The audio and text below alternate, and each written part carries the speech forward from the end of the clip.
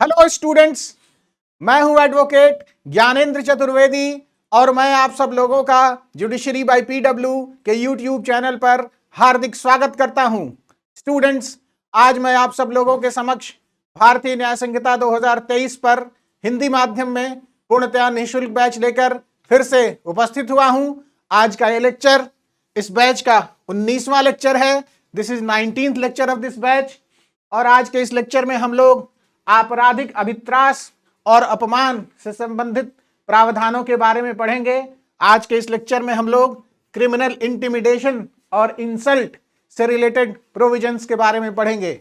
मैं आप सब लोगों को यहां बताना चाहूंगा कि आपराधिक अभित्रास और अपमान से संबंधित प्रावधान भारतीय न्याय संहिता में धारा 351 से धारा 355 के अंतर्गत दिए गए हैं।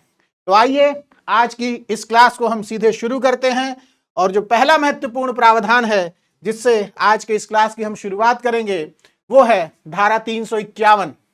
धारा 351 बहुत ही महत्वपूर्ण प्रावधान है, बहुत इंपॉर्टेंट प्रोविजन है, क्योंकि ये क्रिमिनल इंटिमिडेशन को, आपराधिक अभित्रास को पनिश भी करता है और डिफाइन भी करता है। ये धारा 351 आपराधिक अभित्रास को परिभाषित भी करता है और दंडित भी करता है। तो आइए धारा 351 के सभी एसेंशियल इंग्रेडिएंट्स को, सभी आवश्यक घटकों को हम सीधी सरल भाषा में इंग्लिश और हिंदी दोनों ही भाषाओं के कीवर्ड्स के साथ समझने और जानने की कोशिश करते हैं। तो सबसे पहले ये बताना बहुत जरूरी है कि धारा 351 उपधारा 1 आपराधिक अभित्रास को परिभाषित करता है, क्रिमिनल इंटिमिडेशन को डिफाइन करता है। तो आइए क्रिमिनल इंटिमिडेशन, ये जो ऑफेंस है, इसके एसेंशियल इंग्रेडिएंट्स को हम समझने और जानने की कोशिश करते हैं। तो धारा 351 उपधारा 1 के अनुसार जो कोई किसी अन्य व्यक्ति के शरीर, जाति अर्थात to the person, to the reputation या संपत्ति को, टू द प्रॉपर्टी, या फिर किसी ऐसे व्यक्ति के शरीर या ख्याति को जिससे कि वह व्यक्ति हितबद्ध हो, कोई क्षति करने की धमकी देता है। Whoever threatens another, threaten कर रहा है अर्थात धमकी दे रहा है। Whoever threatens another person with an injury to his person, threatening another with an injury to his person। दूसरा एक्ट क्या है? threatening another with an injury to his reputation। तीसरा एक्ट क्या है? threatening another with an injury to his property।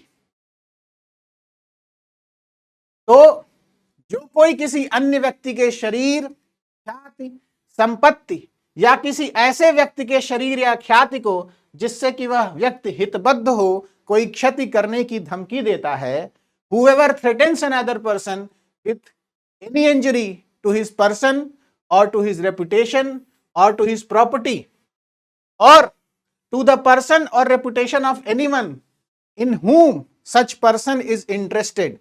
in whom such person is interested का मतलब कि वह व्यक्ति हितबद्ध है। such person is interested, इस बात को, इस फ्रेज को हिंदी में ट्रांसलेट किया गया। हिंदी में इसके लिए जो कीवर्ड है वो है हितबद्ध होना।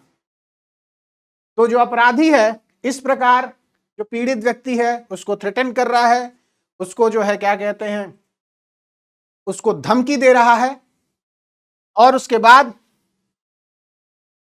ये जो धमकी है इस आशय से दी जा रही है, इस इंटेंशन से दी जा रही है कि उस अन्य व्यक्ति को संत्रास कारित किया जाए। संत्रास कारित किया जाए का मतलब to cause alarm.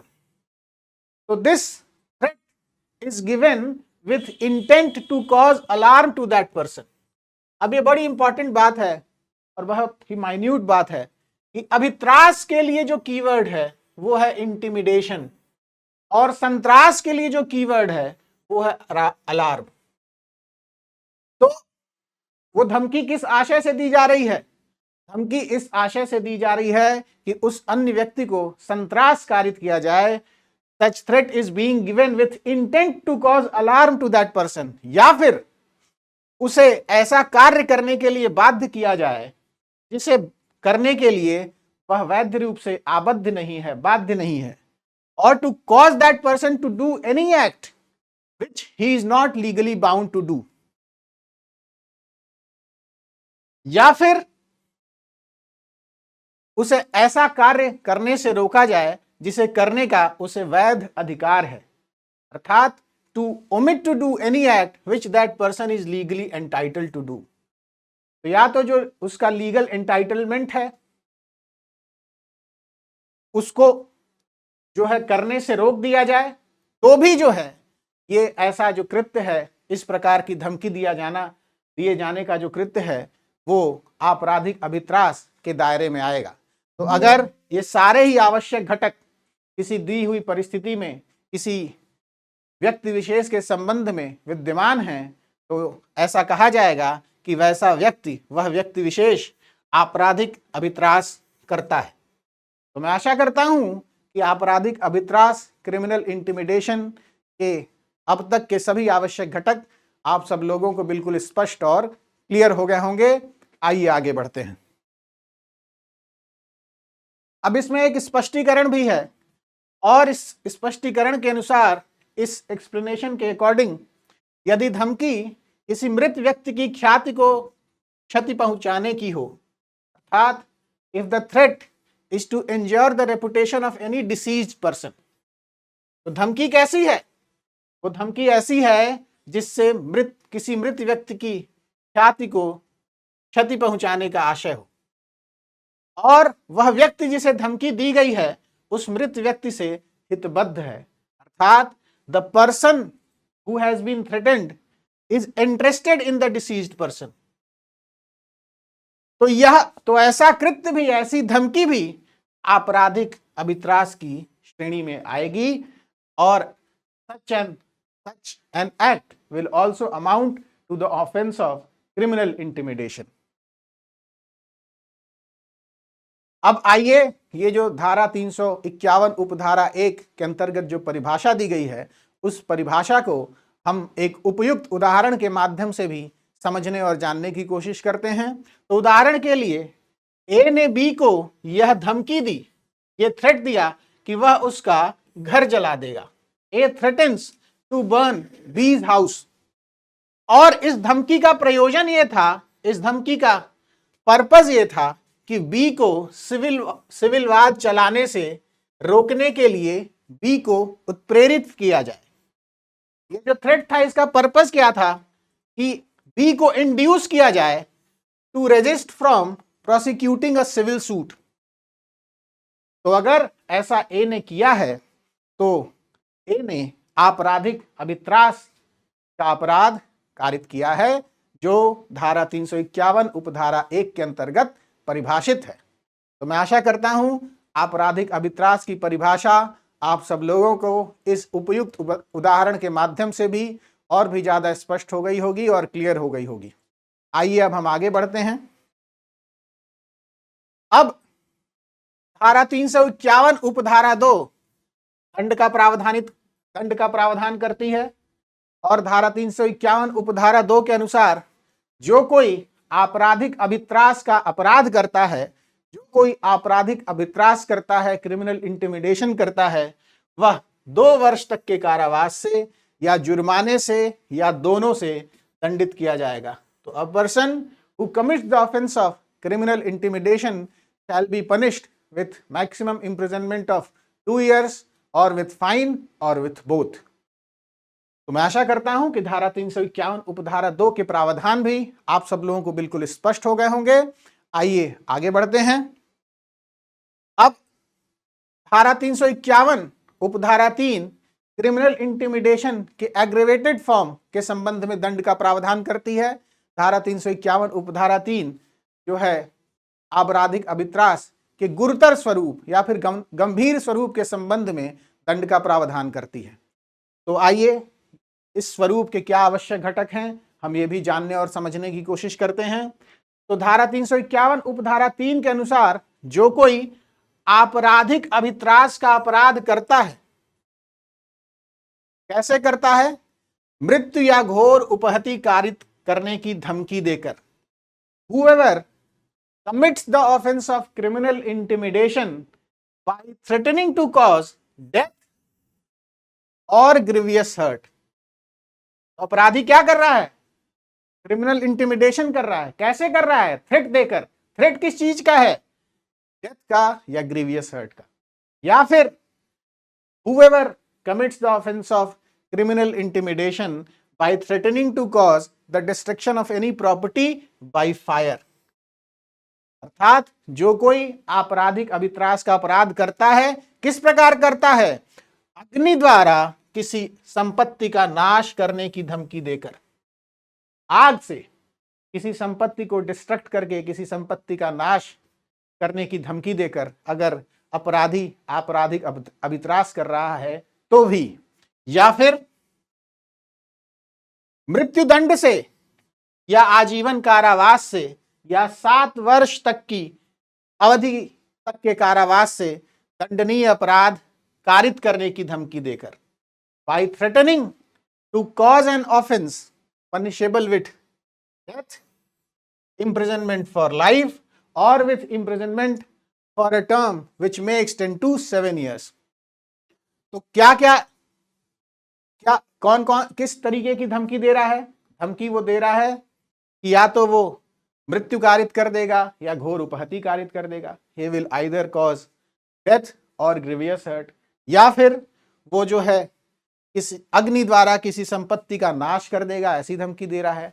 He is threatening to cause the destruction of any property by means of fire, या फिर वो मृत्युदंड से या आजीवन कारावास से या 7 वर्ष तक के कारावास से दंडनीय अपराध कारित करने की धमकी दे रहा है। अर्थात he is threatening to cause an offense which is punishable with death or life imprisonment or with imprisonment up to 7 years, या फिर किसी महिला पर असतित्व का लांछन लगाने की धमकी देकर भी वो आपराधिक अभित्रास कर रहा है। अर्थात he is committing the offence of criminal intimidation by threatening to impute unchastity to a woman. तो वो क्या कर रहा है? वो ऐसी धमकी दे रहा है कि वह किसी महिला पर असतित्व का लांछन लगा देगा। He is threatening that he will impute unchastity to a woman. तो अगर ये इन सारे ही आवश्यक घटकों में से कोई भी आवश्यक घटक विद्यमान है किसी दी हुई परिस्थिति में, किसी व्यक्ति विशेष के संबंध में, तो ऐसा व्यक्ति, ऐसा अपराधी 7 वर्ष तक के कारावास से या जुर्माने से या दोनों से दंडित किया जाएगा। तो मैं आशा करता हूं कि धारा 351 उपधारा 3 के प्रावधान भी आप सब लोगों को बिल्कुल स्पष्ट और क्लियर हो गए होंगे। आइए आगे बढ़ते हैं। और जो अगला महत्वपूर्ण प्रावधान है वो है धारा 351 उपधारा 4। और धारा 351 उपधारा 4 यह प्रावधानित करती है कि जो कोई अनाम संसूचना द्वारा, एनोनिमस कम्युनिकेशन द्वारा, तो जो कोई अनाम संसूचना द्वारा आपराधिक अभित्रास का अपराध करता है वह धारा 351 उपधारा 1 के अधीन उपबंधित दंड के अतिरिक्त 2 वर्ष तक के कारावास से दंडित किया जाएगा। Whoever commits the offense of criminal intimidation by anonymous communication, anonymous communication का अर्थ है अनाम संसूचना। Whoever commits the offense of criminal intimidation by anonymous communication shall be punished with imprisonment which may extend to 2 years in addition to the punishment provided for the offense under section 351 subsection 1। तो ये बात बहुत ही important है, बिल्कुल ध्यान में रखने योग्य है कि धारा 351 उपधारा 4 के अंतर्गत जो दंड है वो उस दंड के अतिरिक्त है जो धारा 351 उपधारा 1 में दिया गया है। अर्थात the punishment provided under section 351 subsection 4 is in addition to the punishment provided under section 351 subsection 1। तो मैं आशा करता हूं कि धारा 351 उपधारा 4 के प्रावधान भी आप सब लोगों को बिल्कुल स्पष्ट और क्लियर हो गए होंगे। आइए आगे बढ़ते हैं। आगे बढ़ने से पहले मैं आप सब लोगों को बताना चाहूंगा कि जुडिशरी बाय पीडब्ल्यू आप सब लोगों के लिए लेकर आया है प्रतिभा 2.0 बैच जो प्रतिभा 1.0 बैच की तरह ही लीगल ड्राफ्टिंग, एडवोकेसी, एथिक्स और लीगल रिसर्च को टारगेट करता है। ये batch law students, young advocates और जुडिशरी एस्पिरेंट्स सभी के लिए बहुत ही उपयोगी है, बहुत यूजफुल है। अगर कोई भी student legal drafting, advocacy, ethics और लीगल रिसर्च में स्वयं को बेहतर बनाना चाहता है, स्वयं को सुदृढ़ करना चाहता है, तो वो इस बैच को ज्वाइन करके लाभान्वित हो सकता है। आइए अब हम आगे के प्रावधानों की तरफ बढ़ते हैं और जो अगला प्रावधान है वो है धारा 352 section 352 and section 352 is related to the offence of intentional insult with intent to provoke breach of peace. लोक शांति भंग कराने को प्रकोपित करने के आशय से साशय अपमान। अब लोक शांति भंग कराना, इसको कहेंगे ब्रीच ऑफ पीस। प्रकोपित करना अर्थात टू प्रोवोक, साशय अपमान इंटेंशनल इंसल्ट। तो section 352 is related to the offence of intentional insult with intent to provoke breach of peace. और इसी बात को अगर हम हिंदी में कहें तो यह कहा जा सकता है कि लोक शांति भंग कराने को प्रकोपित करने के आशय से साशय अपमान धारा 352 में दिया गया है। इस संबंध में जो प्रावधान है वो धारा 352 में दिए गए हैं। तो आइए हम धारा 352 के आवश्यक घटकों को, एसेंशियल इंग्रेडिएंट्स को सीधी सरल भाषा में, इंग्लिश और हिंदी दोनों ही भाषाओं के कीवर्ड्स के साथ समझने और जानने की कोशिश करते हैं। तो धारा 352 यह प्रावधानित करती है कि जो कोई किसी व्यक्ति को साशय अपमानित करता है, इंटेंशनली इंसल्ट करता है, जो कोई किसी व्यक्ति को साशय अपमानित करता है और उसके द्वारा उस व्यक्ति को प्रकोपित करता है, प्रोवोक करता है, whoever intentionally insults and thereby gives provocation to any person। और किस प्रकार वो कर रहा है, उसका मेंस रिया क्या है, ऐसा करने के पीछे उसका मेंस रिया क्या है, इस आशय से या यह संभाव्य जानते हुए कि ऐसे प्रकोपन से वह लोक शांति भंग करे या कोई अन्य अपराध कारित करे। इंटेंडिंग और knowing it to be likely, इस आशय से या यह संभाव्य जानते हुए, इंटेंडिंग और knowing it to be likely that such provocation will cause him to break the public peace or to commit any other offense।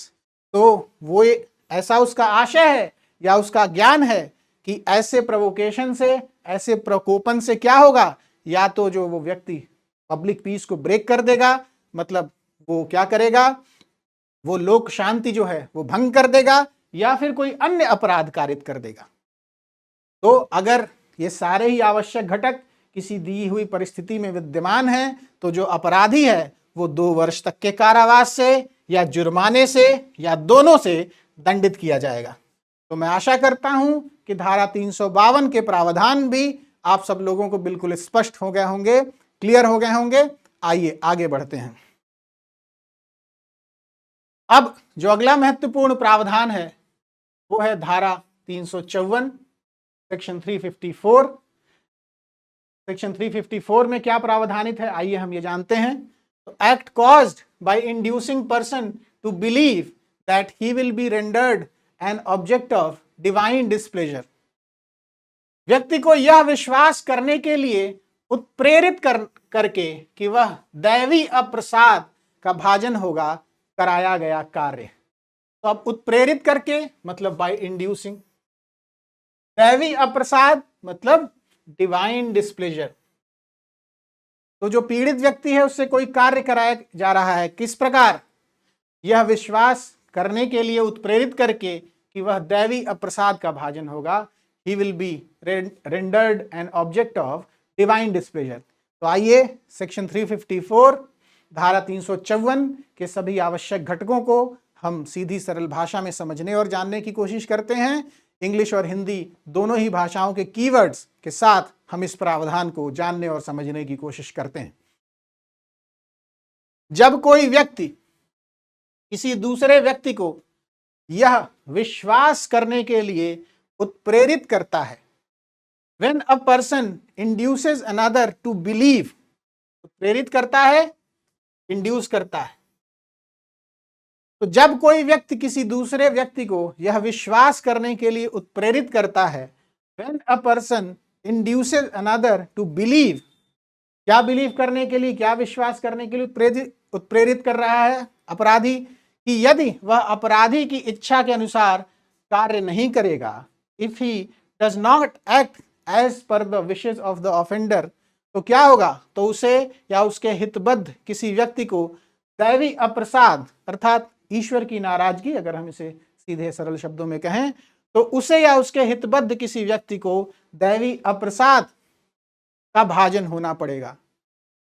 Then he or someone in whom he is interested will become an object of divine displeasure.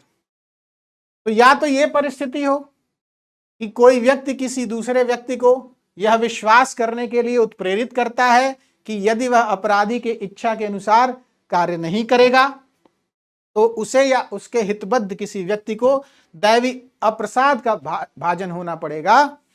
He or someone in whom he is interested will become an object of divine displeasure. या फिर एक दूसरी परिस्थिति भी है, वो क्या है कि जब कोई व्यक्ति किसी दूसरे व्यक्ति को यह विश्वास करने के लिए उत्प्रेरित करता है कि यदि वह उस बात को करेगा जिसका लोभ कराना अपराधी का उद्देश्य हो। तो पहली परिस्थिति एक्ट के संबंध में थी, कृत्य के संबंध में थी। दूसरी परिस्थिति लोभ के संबंध में है, ओमिशन के संबंध में है। First circumstance relates to an act, second circumstance relates to an omission. तो जब कोई व्यक्ति किसी दूसरे व्यक्ति को यह विश्वास करने के लिए उत्प्रेरित करता है कि यदि वह उस बात को करेगा जिसका लोभ करना अपराधी का उद्देश्य हो, if he does something the offender wants him to omit, तो उसे या उसके हितबद्ध किसी व्यक्ति को दैवी अप्रसाद का भाजन होना पड़ेगा। Then in that particular circumstance he और someone in whom he is interested will become an object of divine displeasure. और इस भय के कारण वो व्यक्ति क्या कर रहा है, इस भय के कारण वह व्यक्ति क्या कर रहा है, कोई ऐसा कार्य कर रहा है जिसे करने के लिए वह वैध रूप से बाध्य है, बाध्य नहीं है। इस भय के कारण वो क्या कर रहा है, कोई ऐसा कार्य कर रहा है जिसे करने के लिए वह वैध रूप से बाध्य नहीं है। He does something he is not legally bound to do, या किसी वैध अधिकार वाले कार्य को करना छोड़ देता है, किसी वैध अधिकार वाले कार्य का लोभ कर देता है। He omits something he is legally entitled to do. तो अगर ये सारी ही परिस्थितियां, ये सारे ही आवश्यक घटक किसी दी हुई परिस्थिति में विद्यमान है, तो जो अपराधी है वो धारा 354 के अंतर्गत दंडित किया जाएगा। और धारा 354 के अंतर्गत जो दंड का प्रावधान है वो है 1 वर्ष तक का कारावास या जुर्माना या दोनों। तो आइए अब धारा 354 के प्रावधानों को हम एक उपयुक्त उदाहरण के माध्यम से भी समझने की कोशिश करते हैं। तो उदाहरण के लिए ए बी के घर के बाहर धरना देता है, और धरना देने, इस प्रकार धरना देने का उसका उद्देश्य है कि यह विश्वास दिलाए कि इस प्रकार धरना देने से भी दैवी अप्रसाद का भाजन बनेगा।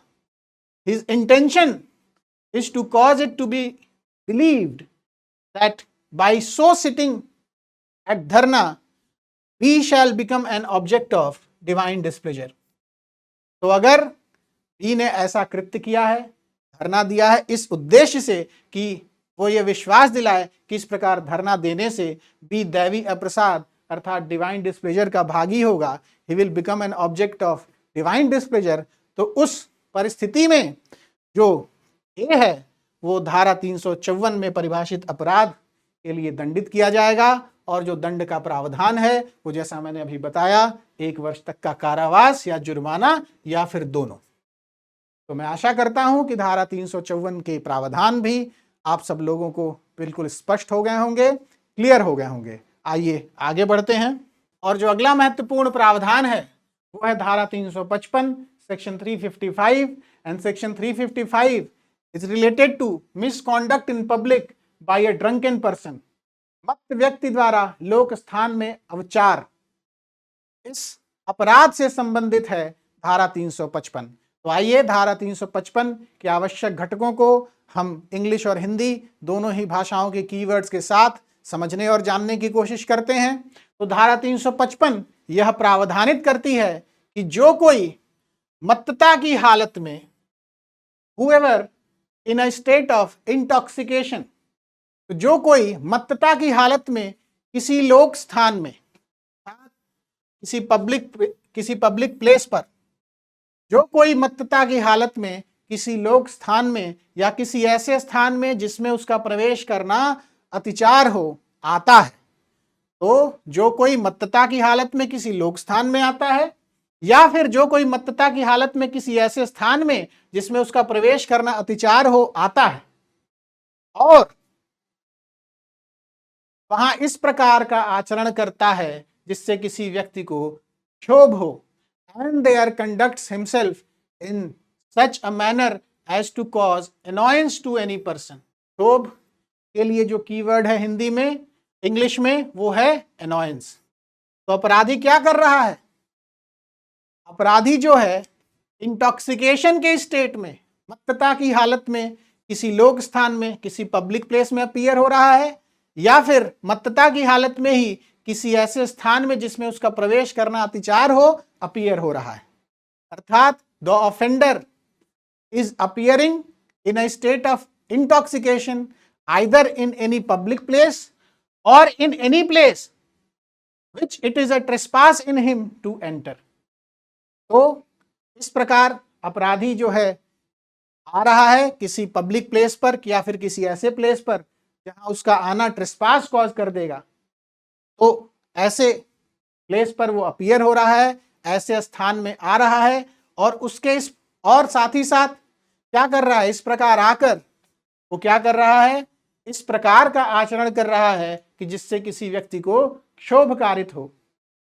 He is conducting himself in such a manner as to cause annoyance to any person। तो उस दशा में जो ऐसा अपराधी है वो धारा 355 के अंतर्गत दंडित किया जाएगा और धारा 355 के अंतर्गत जो दंड का प्रावधान है वो है 24 घंटे तक का सादा कारावास, simple imprisonment up to 24 hours, या 1000 रुपए तक का जुर्माना, या दोनों, या सामुदायिक सेवा। तो ऐसा अपराधी 24 घंटे तक के सादा कारावास से या 1000 रुपए तक के जुर्माने से या दोनों से या सामुदायिक सेवा से अर्थात कम्युनिटी सर्विस से दंडित किया जाएगा। तो सेक्शन 355 भी एक ऐसा प्रोविजन है जिसमें कम्युनिटी सर्विस को ऐड किया गया है as one of the modes of punishment. एक दंड का एक स्वरूप सामुदायिक सेवा जिन प्रावधानों में है उन प्रावधानों में धारा 355 भी है। तो मैं आशा करता हूं कि धारा 355 के प्रावधान भी आप सब लोगों को बिल्कुल स्पष्ट हो गए होंगे, क्लियर हो गए होंगे।